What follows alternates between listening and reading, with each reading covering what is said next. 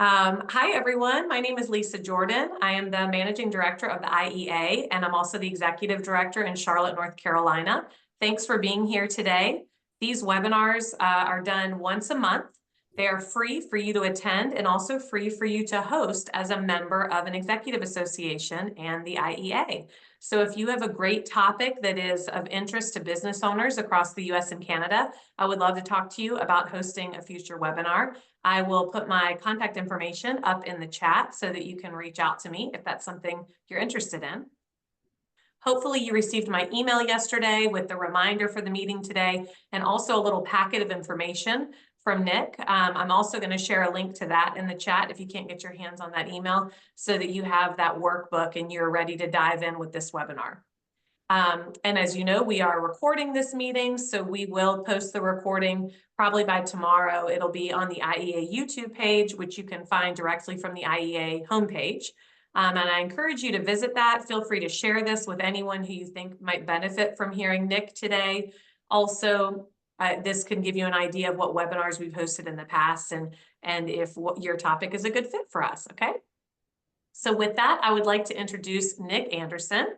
Nick Anderson is the CEO of One Accord, a firm dedicated to helping businesses achieve their full potential through strategic growth and operational excellence. With more than 25 years of experience in business consulting and a passion for empowering business owners, Nick and his team at One Accord have guided numerous companies to success. His expertise spans various industries, and his insights are grounded in real-world experience and a deep understanding of market dynamics.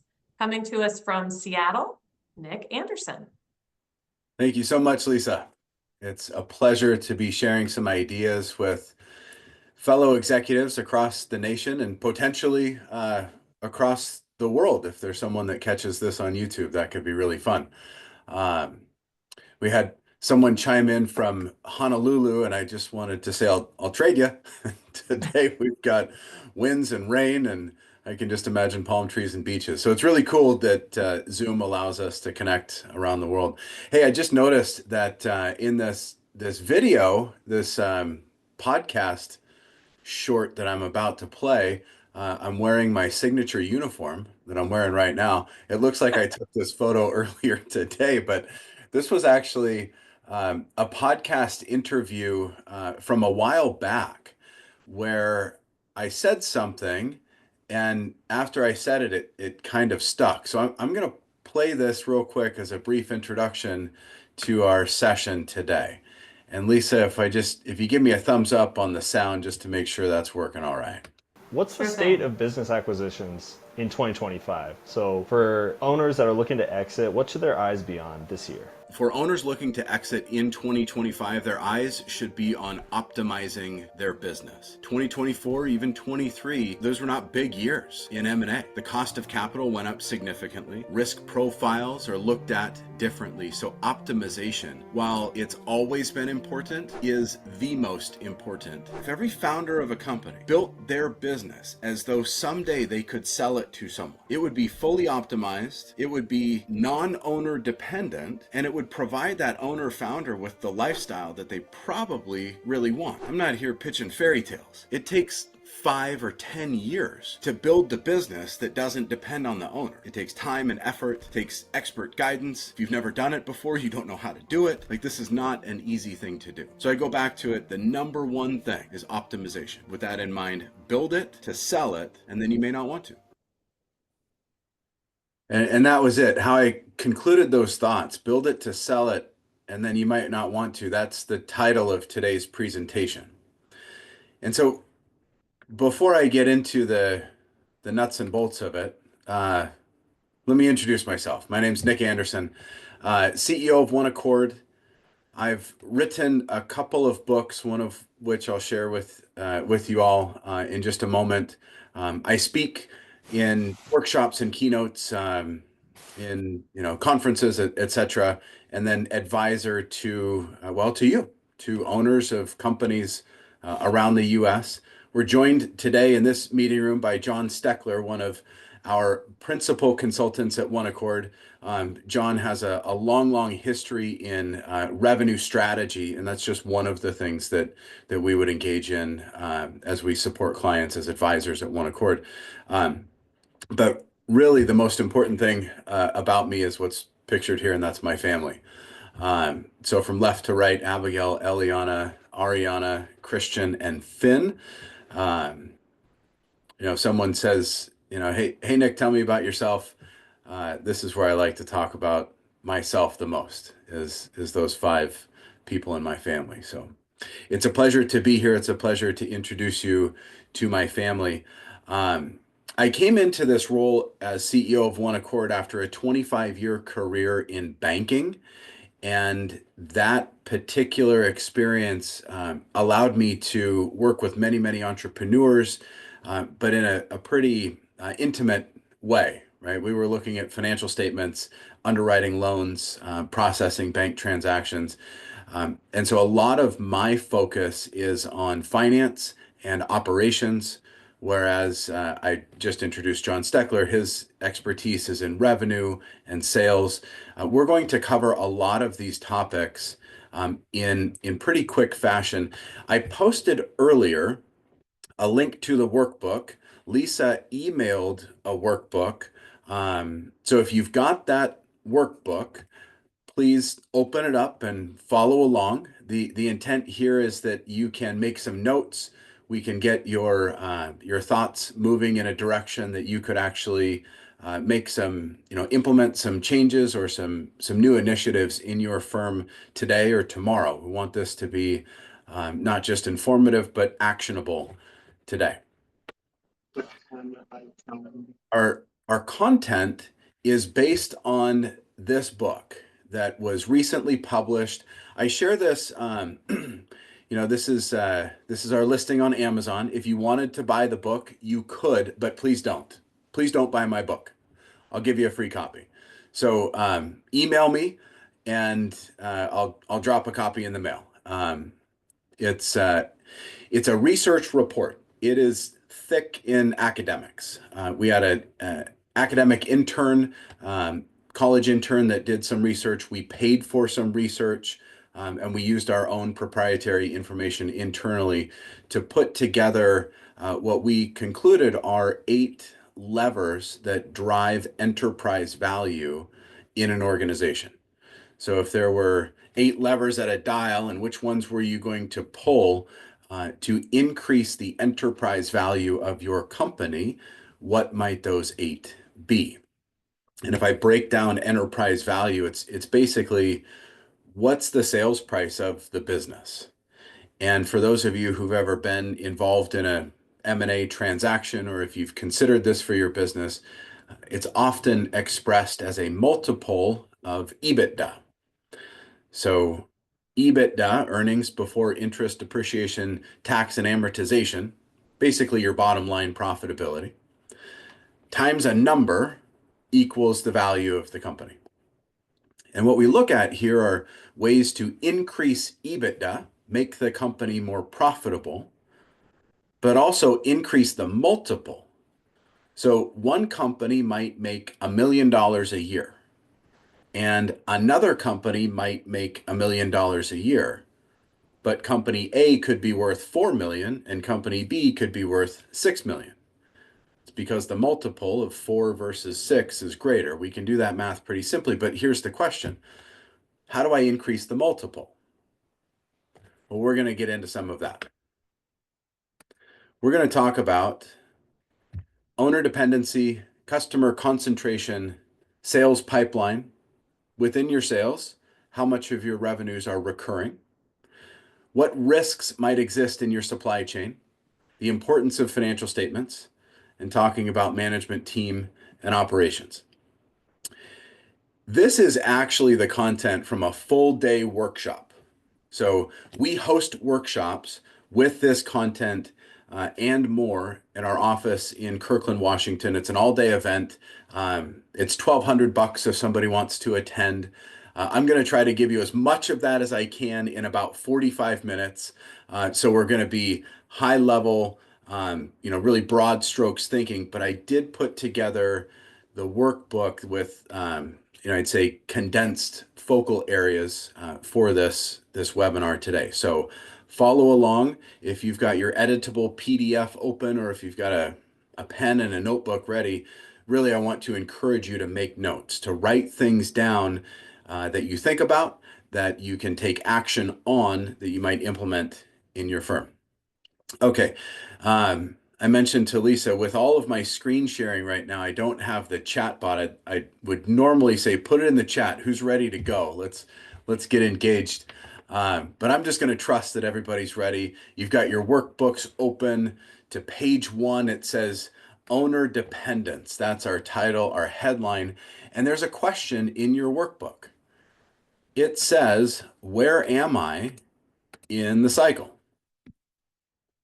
And I'm speaking about this cycle. So, looking at the chart, this is what it says in your workbook. Looking at the chart, determine where you're at. Are you in startup, young growth, mature growth? Are you mature and stable? I'd like to think I'm mature and stable, but I don't know about my business. Or are we in that season of decline? So identifying where you're at is really going to inform what options you might have available, where you need to focus. If you are in startup phase, your company is going to be dependent on you almost entirely, but a lot.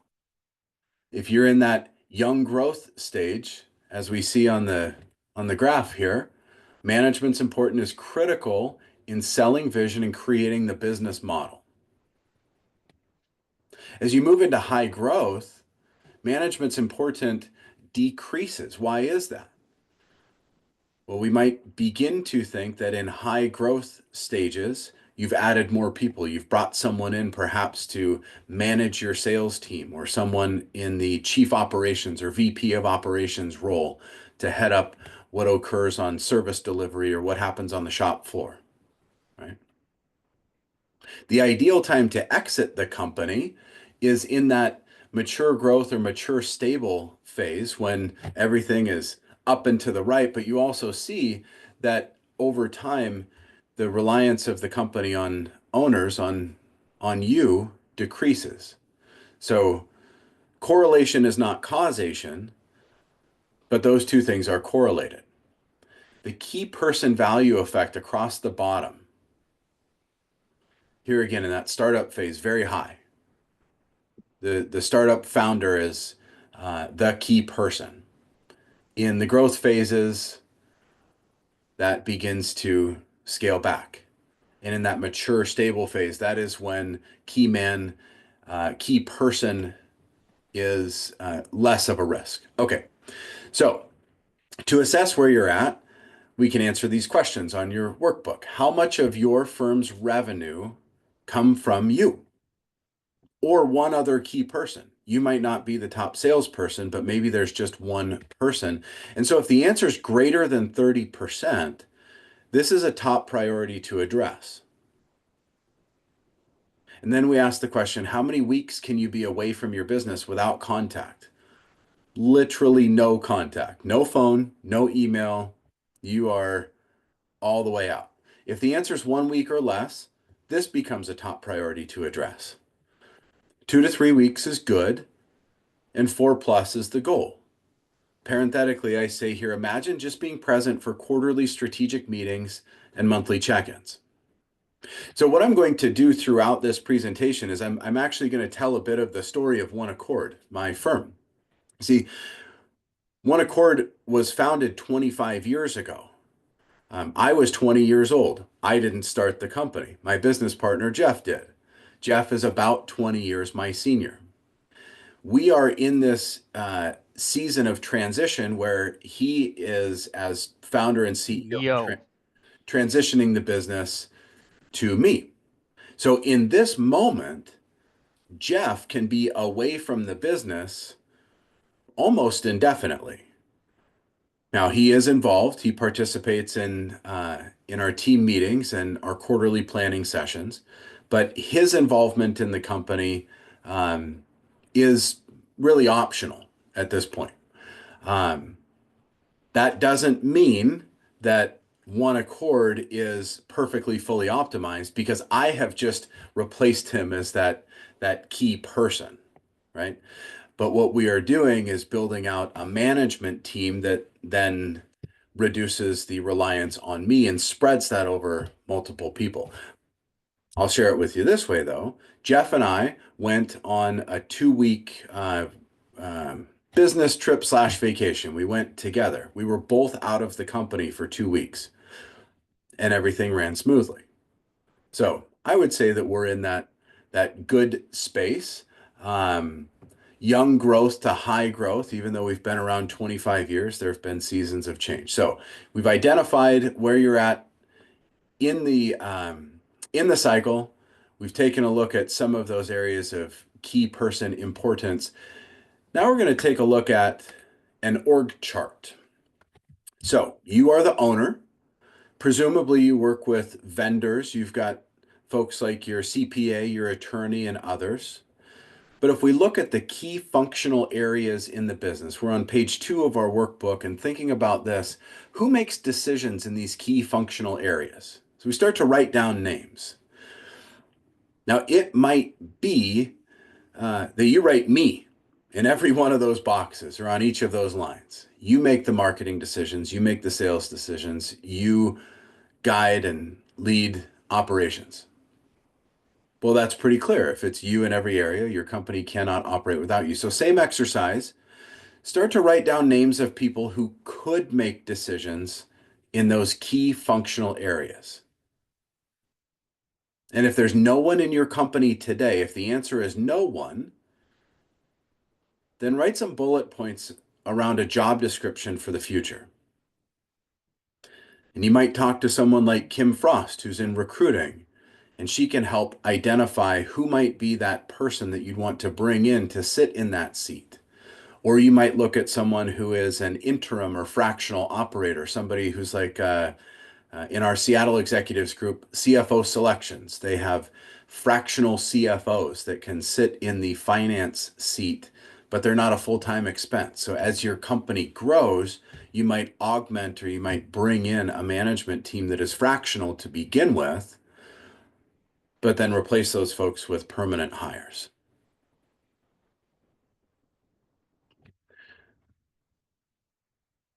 Moving along to page 3, here are 3 key approaches to reducing owner dependency. Number 1 is delegating responsibility. So I'm sure that we've heard a lot about empowering and developing employees. This is not a seminar on how to grow the next generation of talent, but documenting processes is an area where we'll hang out for a second.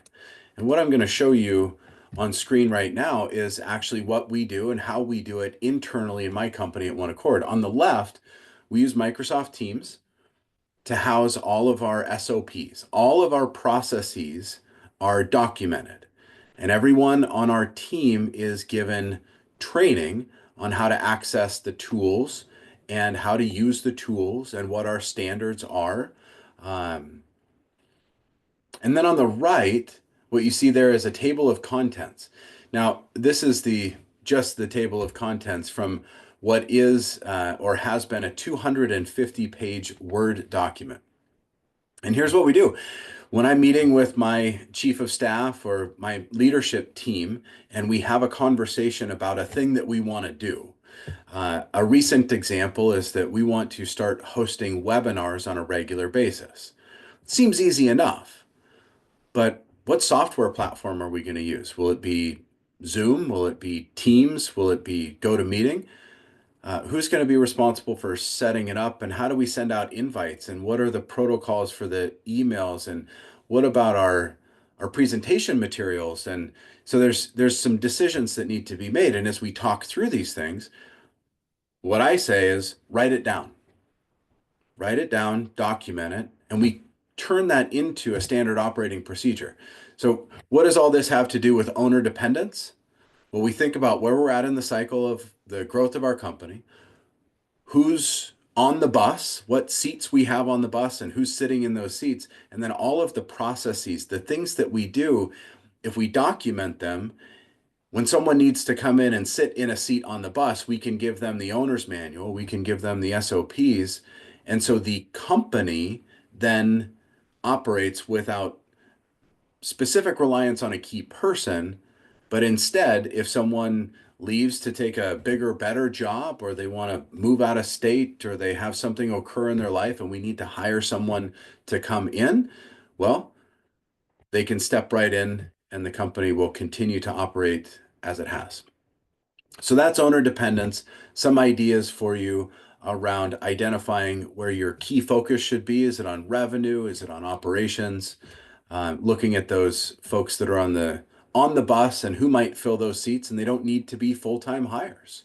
They could be fractional people as you grow, and then document your process and your procedures. So the next two key approaches, diversifying revenue streams and strengthening vendor and supplier relationships, we will get into next. So in our research, in the book, here again, send me an email and I'll mail you a free copy. We look at concentration. So as I mentioned, I was a banker for a long time. Concentration risk was always a key concern when we were underwriting credit. Concentration risk. So here are some questions. What percentage of your sales come from a specific product or service? What percentage of sales come from one customer? So if we turn to page 4 in the workbook, we note that high customer concentration is any single customer accounting for 10% or more of the company's revenue. 20%, one or more customers accounting for 20% of revenue is considered high concentration. Not necessarily the same risk, but high concentration. And if one or more customers account for over 50% of the revenue, it's very high risk. So we've got concentration, then we've got risk. So here's the question. You can fill this out in your workbook, jot it down. What percentage of sales come from your top customer or your top 5 clients? What about a geographic region? Now, these might be questions that you don't have the answer to off the top of your head. My hope is that you're reviewing financial statements on a somewhat regular basis, that you can access these data from QuickBooks, that you've got some management report, but you might be realizing just in this moment, oh gosh, I don't have the visibility into these KPIs, these key performance indicators, as I would like. So maybe that's the note that you just write off to the side. How do I get these reports out of QuickBooks? They are there. They're available. You have to have the data to know what decisions to make. I'm a child of the 80s, and growing up, I would watch G.I. Joe cartoons. And at the end of G.I. Joe, they would say, knowing is half the battle. What percentage of sales are reliant on known conditions? So for us at One Accord, a known condition might be that a business owner is struggling with a drop in revenues. So they call us and say, hey, Nick, we need help correcting our revenue problem. Then I could bring John Steckler into the conversation. Or it might be that they know they want to exit, they know they want to sell the company, but they've struggled with that. They've tried a couple times and the deals have fallen through. So known conditions would be for us a decline in revenue or a growth opportunity. I get calls regularly. Hey, Nick, we can grow into a new market, a new geography. In fact, we should because we have high concentrations in this particular market, but we've never done that before. Okay, so I saw Jen Osborne a moment ago. A known condition for the pest control business is that there's bugs, there's pests, there's ants, there's something. How much of your sales are reliant on known conditions versus unknowns? There again, in the pest control business, it might be maintenance. Like you don't see that there's a problem, but we want to get ahead of it. Thinking about concentrations, the more your sales are reliant on known conditions, the more concentration risk there is. And if you're already ahead of me in the workbook, write 3 ideas to diversify customer concentration. And I've planted 3 there. Either develop a new product line, sell into new markets, or steal a salesperson from your competitor. They bring over all their contacts. What are some ideas that you might implement in your firm to diversify customer concentration? One of the things that we did at One Accord is that we found we were selling to a certain market with our core offer, but there were a lot of opportunities to serve smaller businesses through business coaching, where our standard engagement might be several $100,000 a year. We can deliver business coaching for a couple tens of thousands a year. So we actually developed a new service. What the experts are saying about concentrations. So this is something interesting to me as a former banker. The association between customer concentration and a higher cost of capital is real. When your business is reliant on one or two or three customers, and sometimes we would have folks that would apply for credit at the banks I worked at, and they had one major customer, and it was Microsoft, or it was Boeing, a local, big company here. And sure, you're making several millions of dollars, but that's on one account relationship, heavy concentration. If Microsoft or Boeing go a different direction, then, unfortunately, they're effectively out of business. That concentration issue is real. And then customer concentration is critical in M&A decisions. Firms with higher customer concentrations are going to face challenges buying or finding buyers. So these are just some quotes from the research that we did. Again, these are found in the book. But I think we've talked about customer concentrations enough. Let's talk about sales and how we might go about diversifying those customer concentrations. So on page 5 of the workbook, we're looking at two parts of sales. Number one is the sales pipeline. And so here we go. First of all, do you have one? Do you operate your company with a sales pipeline? Do you manage your sales team with a pipeline? So I'll do a little bit of vulnerability here, and I'll show you our sales pipeline. We use HubSpot, and we've constructed a sales pipeline to track prospects, leads, engaged in the first phase of our work. We call it a client success plan, and ongoing engagements, and then closed deals. So we review our pipeline with our full sales team every 2 weeks. And then here's the question: how does your company's culture support the sales pipeline? So when we come together as a full sales team, I ask all of the folks to report to their peers the 5 prospects that they're talking to. And if they don't have 5, what is their plan to get to 5? And it's a very simple engagement, but we're talking about those companies that we are talking to that we hope to become future clients, and that's it. We don't spend a whole lot of time dissecting the deals or the where they come from. We're building a culture that's unique to us. But how you might build a culture around a pipeline, well, that gets to be up to you. And so here's the question. Write a 1-sentence answer. This is at the top of page 5 of your workbook. A 1-sentence answer.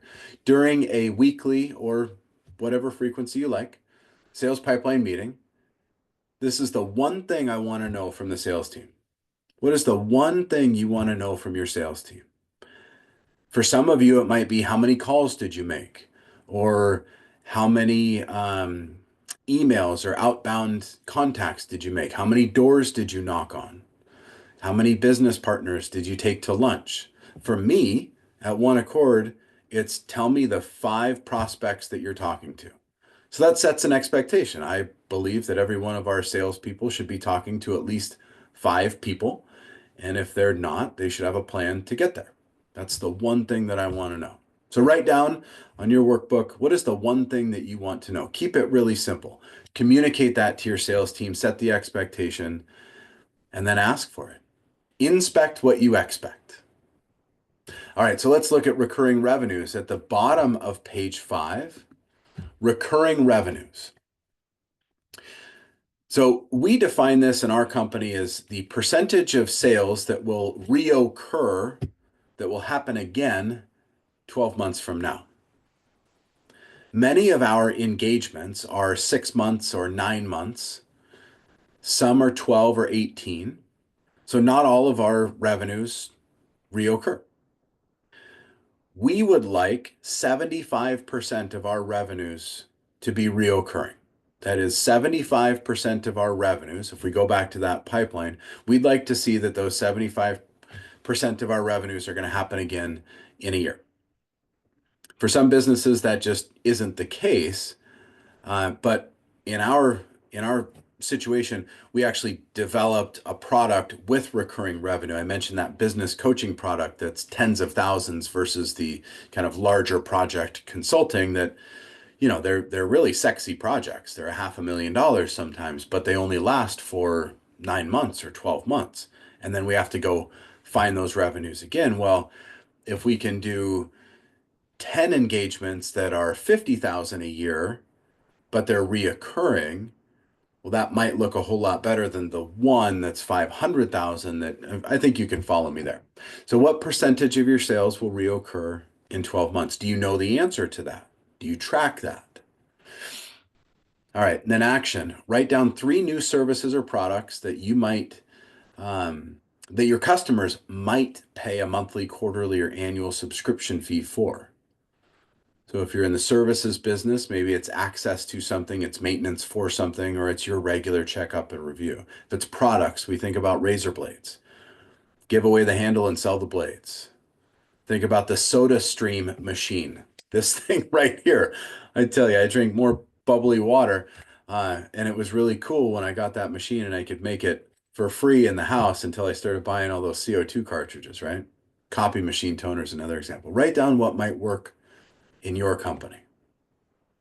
This, by the way, this page 5 of the workbook is where my friend and colleague John Steckler has spent decades of his life solving these strategic problems with and for owners of company. It's a lot of fun.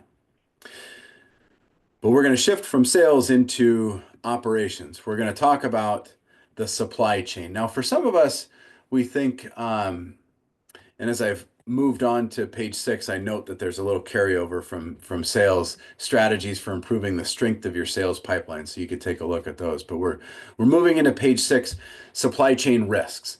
We're looking at the SI POC model and identifying that there are suppliers and inputs and process to make something.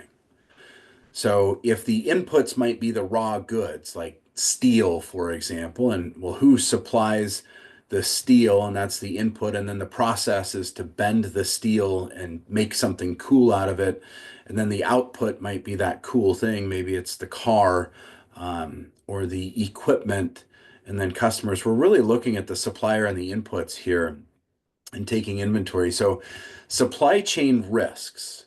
This is a major factor, and I'll tell you just a quick story of a client that we had engaged with that that presented themselves as a manufacturer of they make stuff. I'll keep it really, really simple. The trouble is they had one supplier of the key input for the stuff that they made. So they had a massive supplier concentration risk because there was just one of these people in the world and they were outside of the US. And it happens to be that they were outside of the US in a geographic region that has experienced some disruption. So I'm keeping it really high level. As I say those, you might just imagine like, oh my gosh, there's big risk there. And yes, obviously, but they hadn't been able to replace that supplier to produce the inputs that were necessary to make the stuff with anybody domestically yet. So that was a part of our discovery process and helping them find a domestic supplier that could maybe not replace, but be a backup to. So you don't have to replace the suppliers that you're using today. They may be the most cost effective and the most reliable, but have a backup.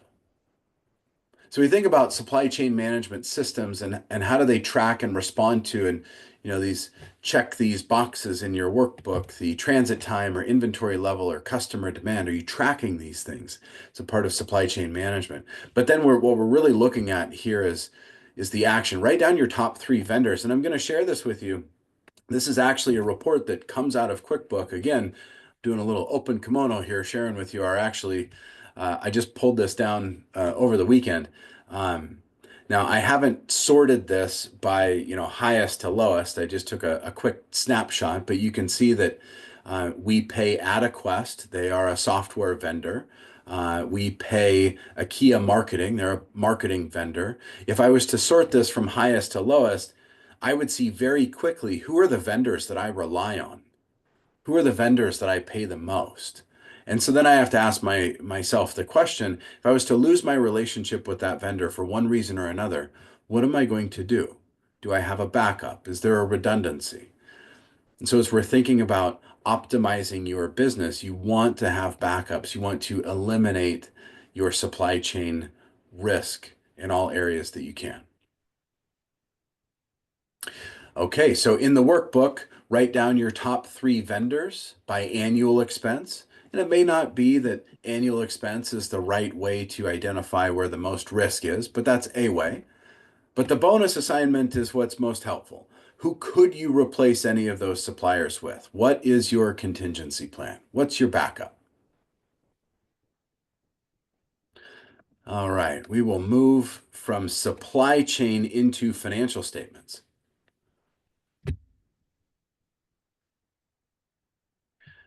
A recent survey of M&A, merger and acquisition practitioners, revealed that 20% of respondents to this survey attributed deal failure. Deal failure. In the industry, we call it a hung deal. I want to sell my company and the deal falls apart. Just hangs out there for sale, doesn't go. And then KPMG would say that 83% of M&A deals fail to enhance shareholder value, often due to insufficient due diligence. So financial reports become very important. In your workbook, page 7, there's a checklist of financial statements. It's fairly exhaustive. This is kind of a long list of financial statements. My guess is that not everyone in this meeting today looks at all of these. I don't look at all of these. So just to be clear, this is an exhaustive, fairly exhaustive list. But the top 3, P&L, balance sheet, and cash flow. Then number 5 and 6, the AR and AP reports. Those are reports that I look at regularly. I've actually set it up so that QuickBooks emails these reports. They just get fed into my inbox so that I can look at them and so that I stay apprised of these data. I don't have a chief financial officer in my company, by the way. I wear that hat. But you may delegate this to your chief financial officer or your VP of finance, whether they're full-time or fractional. We look at the sales pipeline report. We've talked about that. Budgeting and forecasting. Do you have a budget in your company? And if you do, how do you use that? If you are going to take a company to market for sale and you've been working with a budget, your buyers will want to know how well you have performed against that budget. How predictable are your sales? How predictable are your expenses? Because when you're telling them, or if I was the buyer of a company and you're telling me that last year we budgeted to sell $25 million worth of widgets and we actually sold 22 million, well, I want to understand the difference. Tell me the story there, because if you're telling me next year we can sell 28 million, I need to understand that. So showing me the budget versus actual, and do you track those things? A couple of case studies from our book, Molson Brewing, Kraft Heinz, Hertz Global. These are noteworthy stories where there was either a meaningful impact to the kind of post-transaction valuation, or something occurred connected to financial due diligence. I've got here, and there's actually a link at the bottom of the workbook on page 7. So if you're in a PDF, you could either copy and paste. I'm not sure if the hyperlink goes through, but this is a blog that was written for us. It's hosted on our website, but by Kevin Briscoe, managing partner of CFO Selections, very highly regarded fractional CFO firm, also a member of Seattle Execs, on the right finance and accounting support is key to a successful business sale or purchase. A lot of great information here. So I would encourage you to copy that link from the workbook and read this to go a little farther in depth when it comes to financial statements. A great resource, not just in the blog article, but CFO Selections for financial support. Speaking of CFO Selections and who's on the bus, who's on the team, we're going to kind of revisit the org chart here. Management team depth. Now, for some of you, I can just imagine when I say management team, there's a chuckle or there's a head down sigh. I wish I had a management team. That'd be nice, Nick. Totally get it. Totally get it. But let's look at what some of the data would say. Main factors for failure of M&A deals going back a couple of years was a lack of strong senior management commitment or an inability to retain key talent. So then we look at this blue box. According to McKinsey and Company, 72% of externally hired chief revenue officers bring more than 15 years of experience. The reason I highlight this right now is that there are a number of experienced professionals that could sit in the seats. And so if I take your attention to the workbook, page 8, there are a number of experienced professionals that can sit in the marketing seat, the sales seat, the operations, finances, I've already mentioned with CFO Selections, strategy, who don't need to work full time.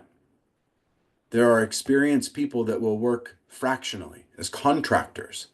You can hire a fractional contractor to sit in this seat on your management team to help you grow your company. And those folks can, if you want to sell the company, they can stay on with the new buyer or they can go. The buyer can bring their own people in.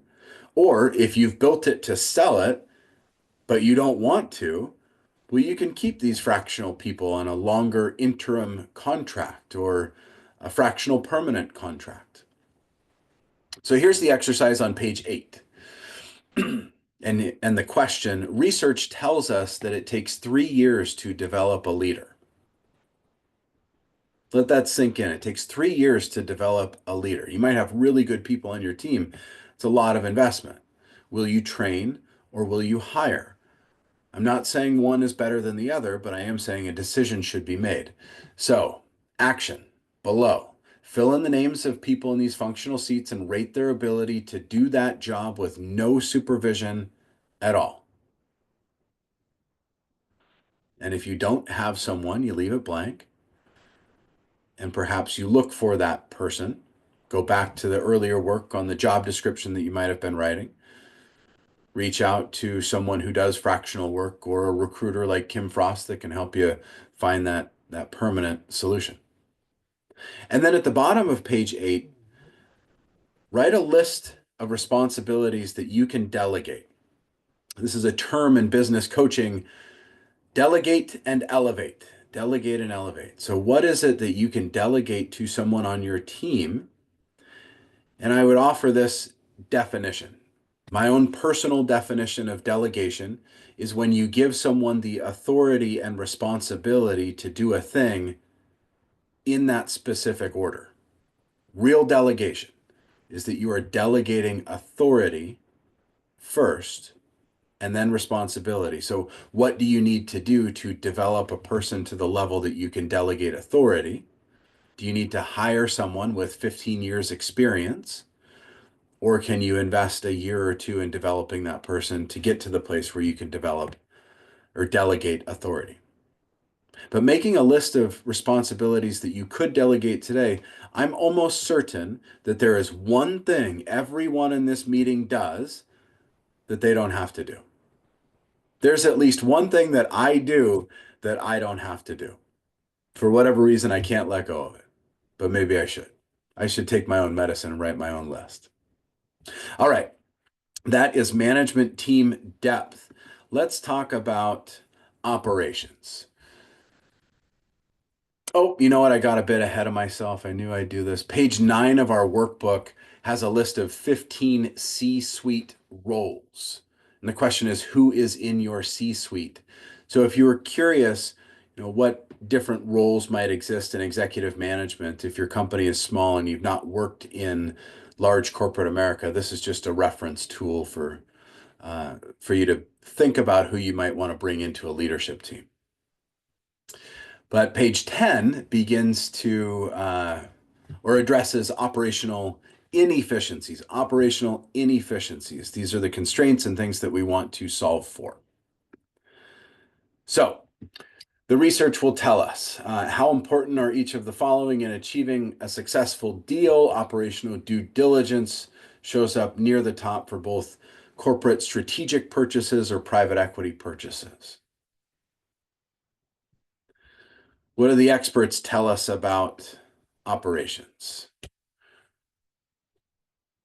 Operational inefficiencies are a major reason why 70 to 90% of mergers fail. Right in the top center, eBay's 2006 acquisition of Skype for $2.6 billion is a clear example. The deal fell apart as users preferred email for its anonymity.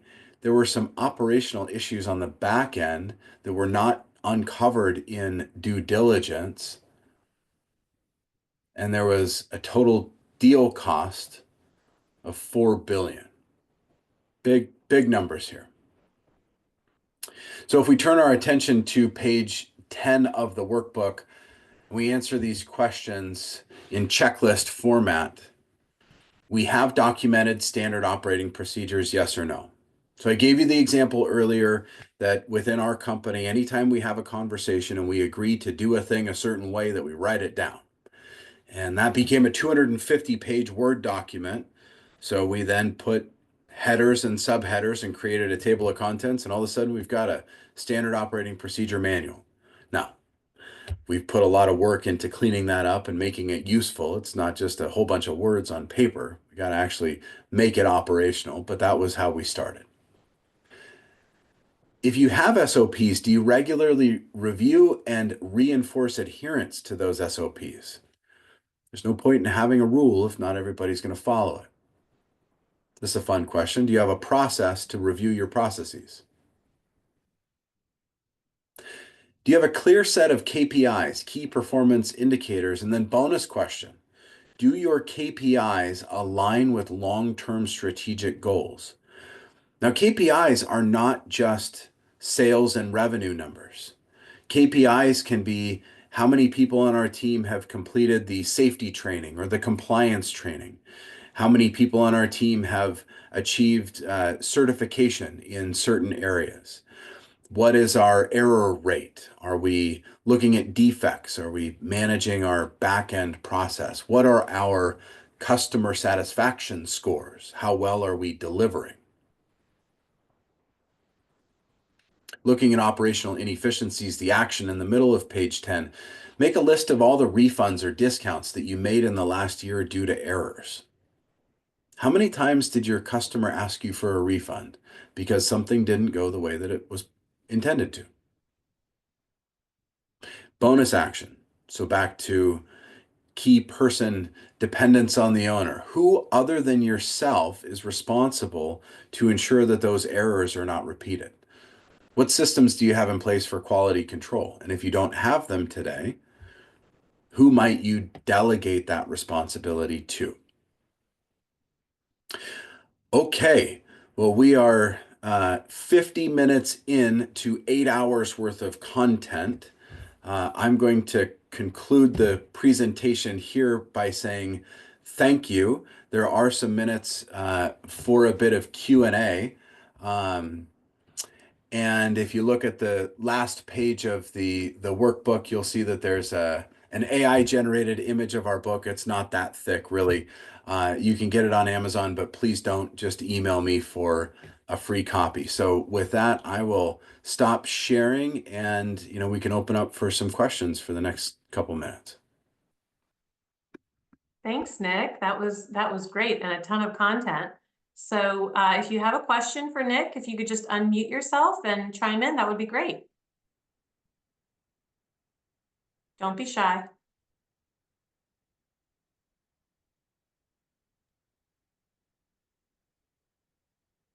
Jen, go ahead.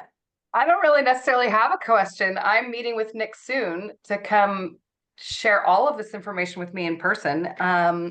But I just want to thank you for laying it out so clearly. And I did notice on the slides that you showed, are any of those available too? Did you already answer that question? The ones that aren't on our workbook. Oh, happy to share the slide deck. There was a couple visual charts or something that I thought I might find useful. Yeah, also, this is recorded and it's going to be live on the IEA YouTube page. So you can also go back and screenshot from there if you'd like. Okay. Yeah, some of the charts I pulled out of the book, so I'll bring a copy when I come to your office. Okay. And then the others were screenshots from, like our own sales pipeline and things like that. But yeah, happy to share. I have a question. Yes.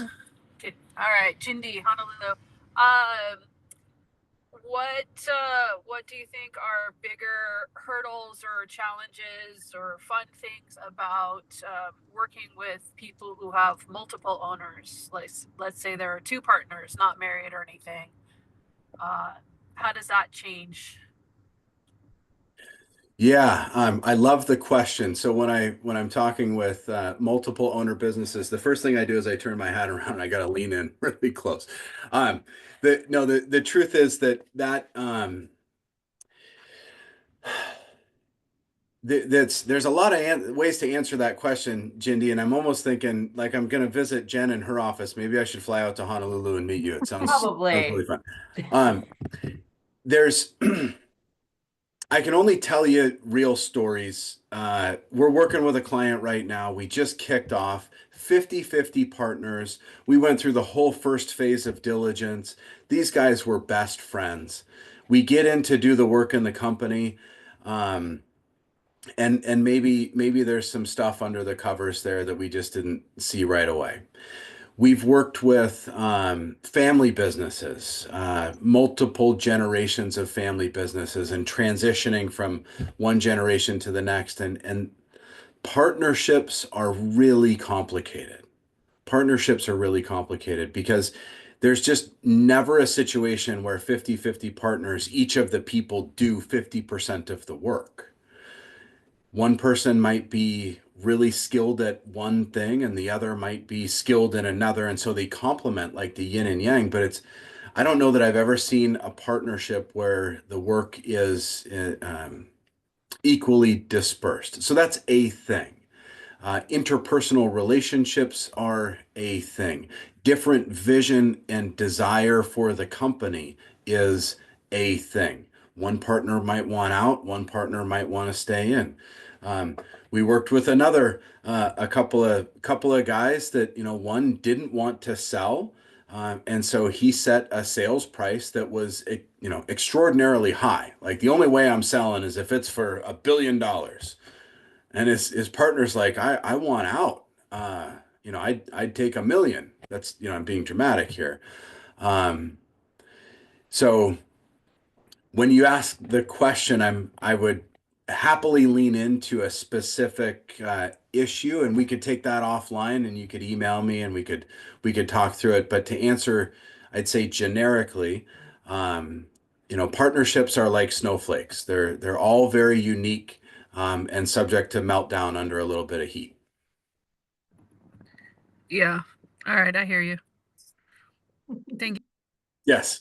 But we've been doing this for 25 years with nearly 700 organizations. I could be surprised by the next story, but it's going to sound a lot like one that I've heard before. So really, sincerely happy to talk through, any specifics that you might want help with. Yeah, and I put Nick's email in the chat. So if you want to reach out to him directly, you can do that. Also, the workbook is still there as well. Yeah, particularly if you're in Honolulu, Arizona, San Diego, schedule's open right now. Let's go. We have chapters in all those places, so you just never know. Okay, well, if we don't have any other questions, I'm gonna go ahead and dismiss us. And thank you, Nick, for your time today. That was really really helpful, and a lot of knowledge shared. And I think everyone got a lot out of that. So thank you so much. Awesome. Thanks for having me. Thank you. Have a great day, everybody.